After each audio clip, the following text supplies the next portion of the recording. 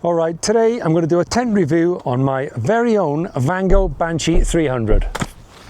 Okay, so what we're going to do to start is have a look at the size of it, how it compares and how it fits inside a typical rucksack. I've got here my Osprey Talon 44, not particularly big. So let's see how it goes inside and what sort of space we've got. So if you come in close here, have a look at that. You can see it's going in there. There's plenty of room, and there's loads of room down the side here for things like your sleeping bag, your air mattress, roll mat, pillows, and change of clothes and food and everything. So you can see there's quite a bit of space inside this 44-litre bag for a good couple of nights out. All right, I know you can get the specs online easy enough, but I want to give you some real life dimensions. So let's have a look at this. If we get it down here, we've got, what we got, 560 millimeters long by about, what's that, about, looks to be about 180 millimeters in diameter. All right, let's give you a real life weight. 2.74 kilos. Not bad for a 3-man tent. So I've got the official weights and dimensions, etc. here from the website. They give a weight of 2.8 kilos, a pack size of 48 by 19 centimeters, and a height of 105 centimeters. That's an internal height, that's the internal dimension when the tent is set up. It's recommended for the Duke of Edinburgh Award. It's got the tension band system. You can pitch it together, the inner and the outer at the same time. And depending on the year when you bought it, it's got a 3,000 to 5,000 mil hydrostatic head on the fly sheet.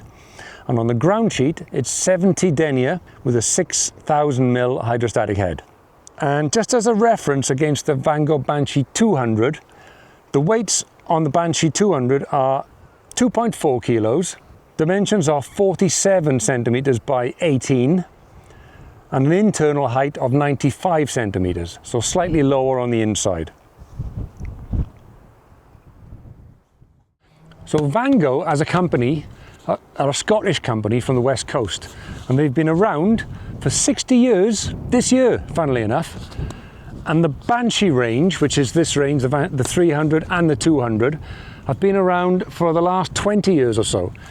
And from what I can gather, pretty much untouched, although they do now have a Vango Banshee 200 ultralight range and a Vango Banshee 100 ultralight range.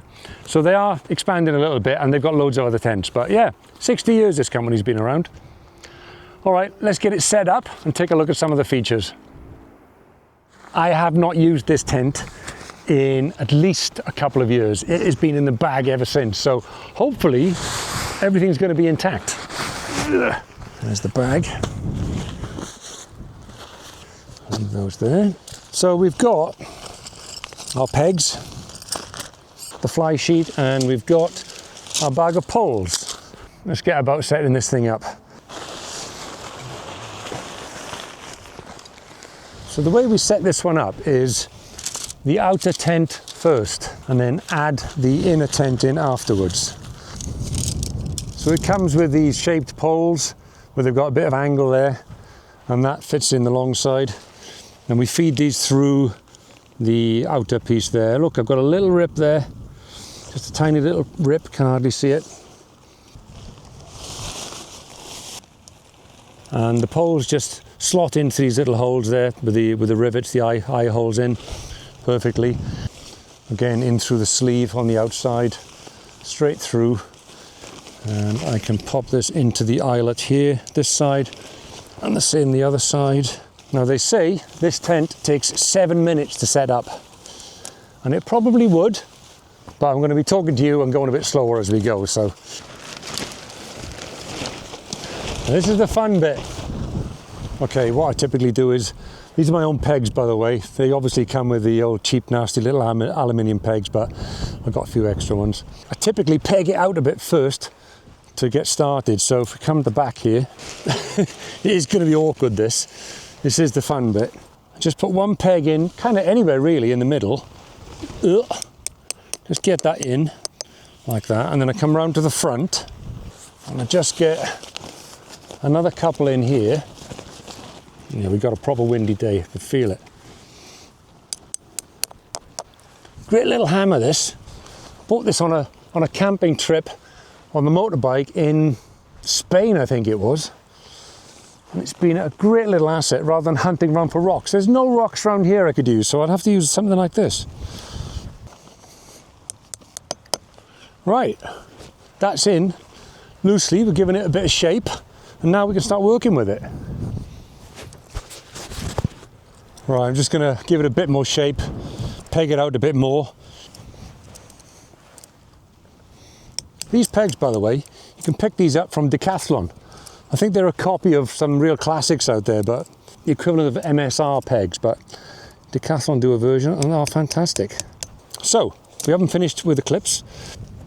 The outer tent onto the pole with these really neat little clips. Not quite as good as the Monga, but pretty good. And a couple on the short ones.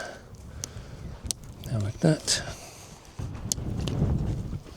So on a windy day, a bit like today, we might need the assistance of these guy ropes. So I'll stick a couple of these in.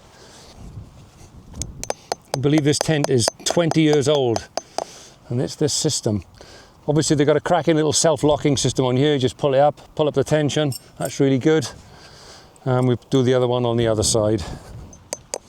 That's it. Got a bit of tension and a bit of extra stability, just like that. The good thing about this tent, one of many things, is this is the inner. It's not up yet. You can actually use it like this, under certain conditions, no doubt. I've done that on bike trips where I've been in hot countries in the north of Spain or some places where I simply haven't needed an inner. So, if you wanted to, you could use it as kind of like a freestanding bivvy in a way. And you could, and I have done this myself many a time, simply sleep in here. You would actually get that extra bit of room, and if you've got guaranteed dry grass or dry conditions, this is it, and all your gear, and absolutely loads of room in here. Come in and have a look. So the space like this is massive. So I've slept like this many a time, and it's a real good feature to have. It's kind of like your very own outdoor freestanding tarp.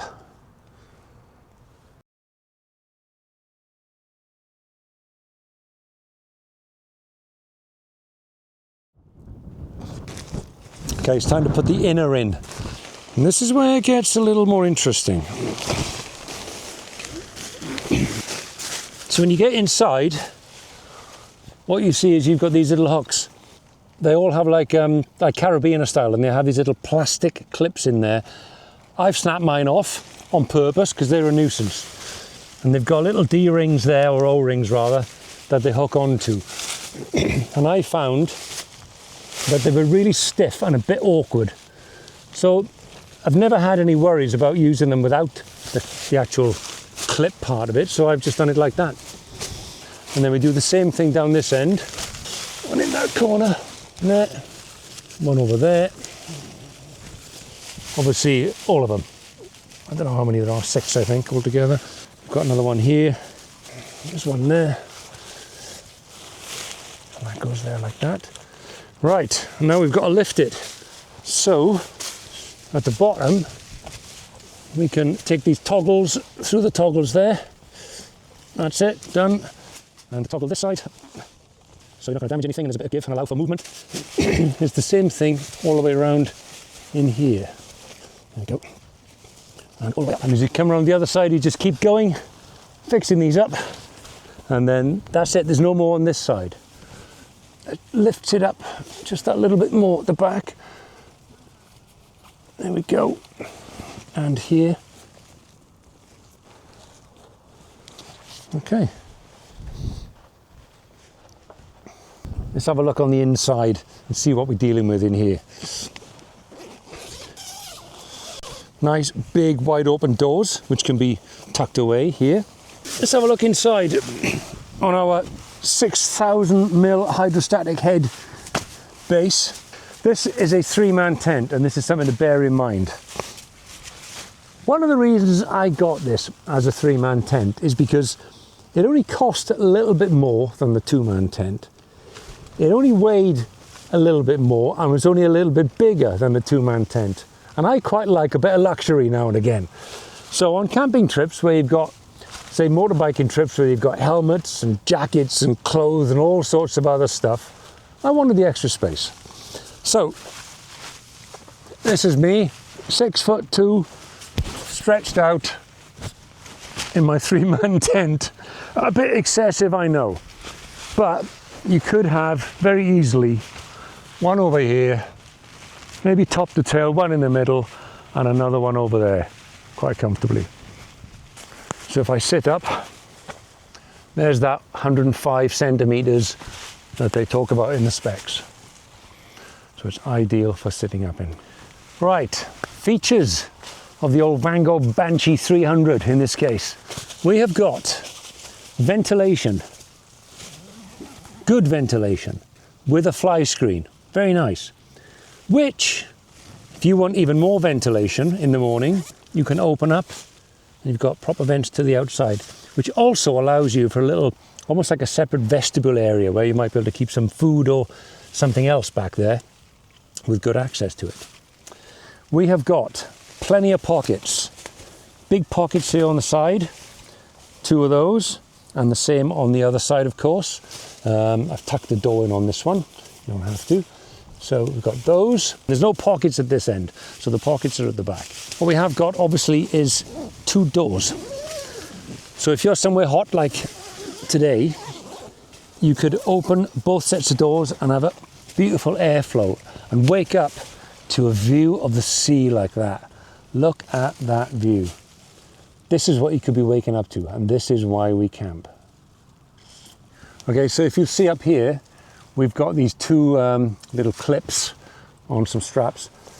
Well, they talk about in the specs the tension band system, and if it is particularly windy, what you're supposed to do is you've got the tension along the base there, and then you've got these clips, the opposite ends of these clips on straps, which are designed, which is very awkward to do and get at. In 15 something years of having this tent, I have never once used them.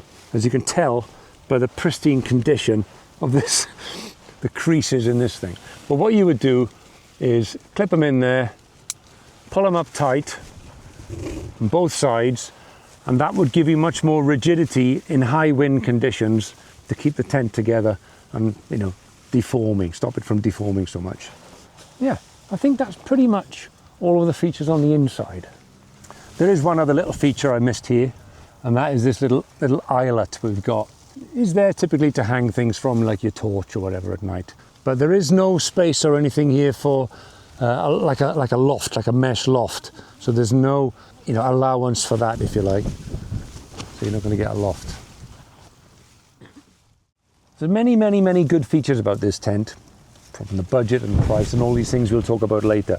But while I'm here on the inside, I want to talk a little bit briefly about something that's not so great about it, which I found out over time.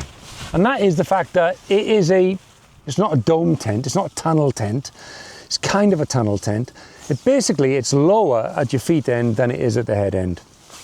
It's still very roomy, but what it means is it makes it difficult for 2 people to sleep in it and talk to each other face to face, if you like, at night. Because if I'm sat here, the other person can't really sit this side. It's not comfortable to sit here like this or sit up like this. So although you could sleep that way, actually being comfortable and organising yourself in here is not so convenient. And that is one of the slight downsides in comparison to a full dome tent, such as, hey, let's say the Monga 2. Check my other review on the Monga 2 if you want to see what that's all about. So that's a slight downside. One of the reasons I got this tent in the first place is that I was going on a motorbike trip to Europe, and I'd been using my trusty North Face Roadrunner 22, that's it. Man, I loved that tent.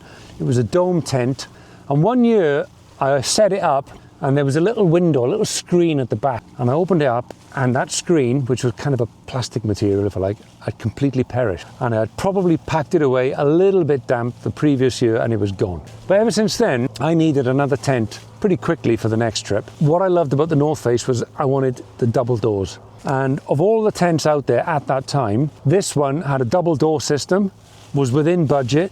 It basically ticked all the boxes that I needed. Some people see these as kind of cheap fairly throwaway sort of tents.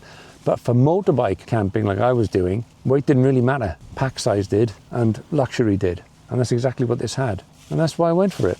And I expected it to last me a couple of years. And I think it's in something like its 15th year since I've had it, and it's still as good as ever. Good work, Vango. Not bad. I've used this tent in Oman. I've used it in Asia. I've used it in Canada. I've used it in the States. And I've used it all over Europe on camping trips. And it's been outstanding in fairness. So let's have a quick look at some of the features that we've got on it that make it quite a good tent in my opinion. From a waterproofing point of view, we've got 5,000 hydrostatic head. It's fire resistant. It meets some sort of fire resistant standard. It's got the tension band 2 system, which I just demonstrated inside, and the old Powerlight T6 alloy poles here, keeping it together. It's very quick to set up. I like the way these clips clip together, and you can very quickly throw together the guy ropes. I like the fact that it's got good ventilation. These little vents just pop open. There's no tensioner inside there. It's just kind of self-tensioning, if you like. Plenty of adjustment on the guy ropes and things. We've got access and plenty of storage. So one of the biggest features down here is you can, if you want to, as I say, you've got quite a bit of space under there for storage. At the back, it's kind of like secret storage there. As we've got more storage here on the side. You've got a bit of storage here in this vestibule beside it. Very small there actually. But on the other side, when this door is closed up, you've got kind of all this space up and up into there for keeping clothes, food, helmets, whatever it is you've got with you. You can open the doors so you get good ventilation and airflow throwing through it. For me, one of the big winners of it is being able to set it up as a fly sheet on its own. That is something that I really like. A lot of tents can do that these days, but at this budget, it's fantastic because it feels like you're almost doubling the size of the tent inside. It is actually very stable in the wind, and I have used it in numerous windy conditions. In places like this, where we are really exposed, all tents blow around, get distorted and bent, but I've never had any bent poles, and I've never had any issues. From that score, top marks. Well, this is a budget tent. It's not a high-spec tent. So I've been checking online, and you can get this Vango Banshee 300 for anywhere between 174 and 195 quid. The Vango Banshee 200 I've seen for between 154 and 165 pounds just today. That's in summer of 2026. You got a choice, the 200 or 300. For me, it was the 300 for that extra bit of space and luxury, but for you, maybe the 200 will be enough.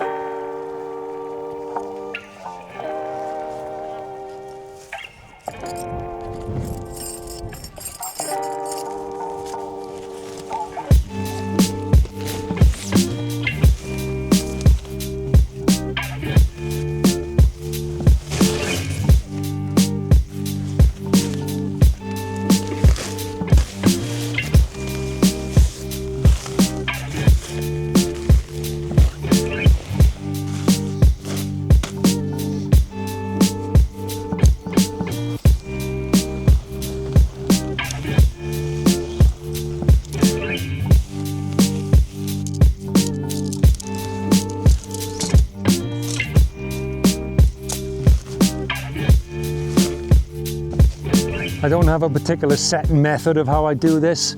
I generally fold it in until everything's, in my mind, roughly the size of the bag. And I've never had any problems with it going in the bag, so I'm just going to fold everything together a bit like that.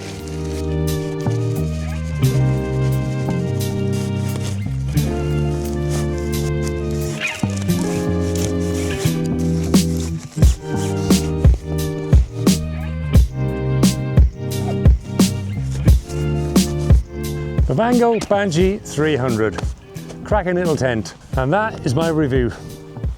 I highly recommend it. Or get yourself a 200 if you think it's too big. Any comments? Let me know. Not about my packing style, I know it ain't great. See you next time.